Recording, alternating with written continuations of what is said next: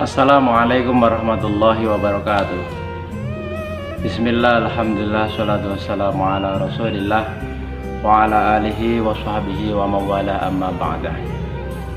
Beberapa hari yang lalu saya sempat tanya ke sebagian anak di kelas 8, apakah di Ramadan ini sudah ada yang bolong puasanya? Begitu saya tanya.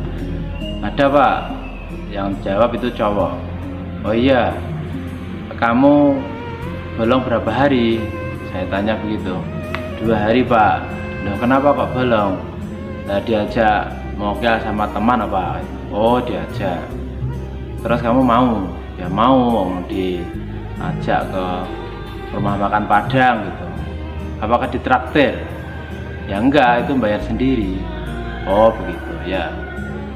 Nah, dari hal yang saya ceritakan tadi, pemirsa, bisa kita ambil pelajaran bahwasanya puasa yang dilakukan oleh sebagian anak-anak kita ini masih sangat rentan adanya godaan. Jadi godaan lingkungan, godaan pengaruh pergaulan ini sangat besar.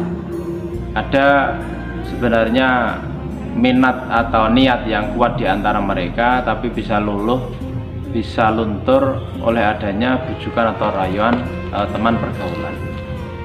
Nah, karena itu Bapak Ibu orang tua perlu lebih antisipatif lagi, perlu waspada lagi terhadap pergaulan anak-anaknya. Kalau mereka pulang sekolah misalnya sampai tengah hari, mestinya sudah pulang tapi belum pulang, misalnya pulangnya menjelang sore, itu perlu diwaspadai. Jangan-jangan memang sudah membatalkan puasanya sebelum waktunya. Nah, padahal sebenarnya puasa yang dilakukan oleh seseorang itu sangat mendidik untuk pembentukan pribadi yang jujur. Bagaimana tidak? Karena puasa yang kita lakukan itu betul-betul ibadah yang sir, yang sangat rahasia, yang hanya Allah saja yang tahu beserta pelakunya. Jadi bagaimana puasa yang kita lakukan itu sangat-sangat rahasia dan tidak bisa dipamerkan atau diungkapkan.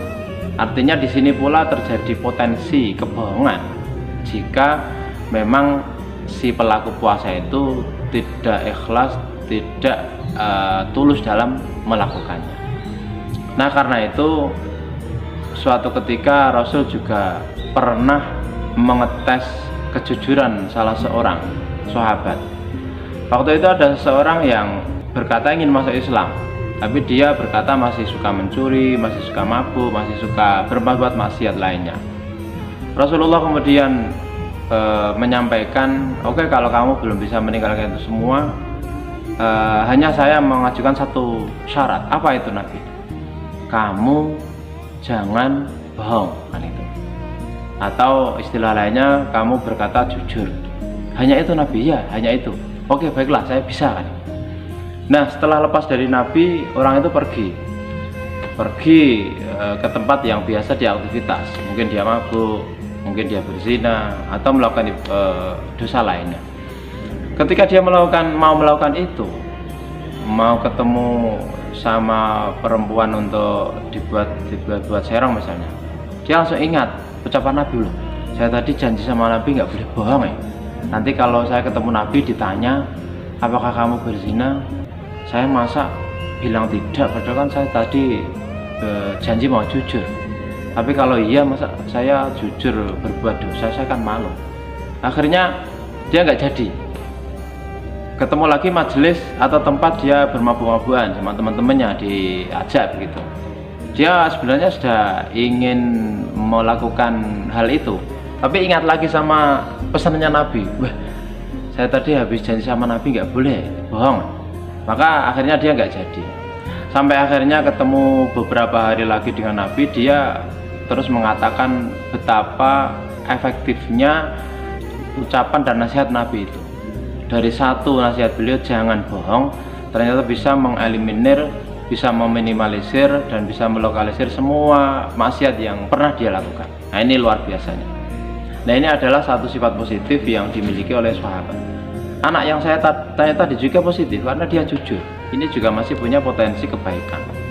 Nah, oleh karena itu bagi anak-anak yang masih labil dalam beribadah khususnya puasa, pandai-pandailah dalam memilih teman, memilih rekan pergaulan. Jadi kalau anak atau teman itu sekiranya akan meruntuhkan niat kalian dalam berpuasa, maka hindarilah, jauhilah. Lebih baik kamu berdiam diri di rumah atau menjauh dari pergaulan yang tidak baik itu.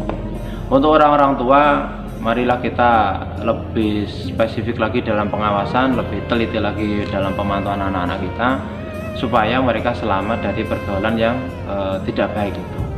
Karena itu puasa betul-betul mendidik supaya kita jujur, supaya kita menjadi pribadi yang berintegritas dan bermoral. Nah, demikian yang saya sampaikan, semoga ada manfaatnya. Puasa yang kita lakukan semoga betul-betul menjadikan kita orang yang jujur, menjadi orang yang bertakwa. Usikum wa nafsi bittaqwallah. Wassalamualaikum warahmatullahi wabarakatuh.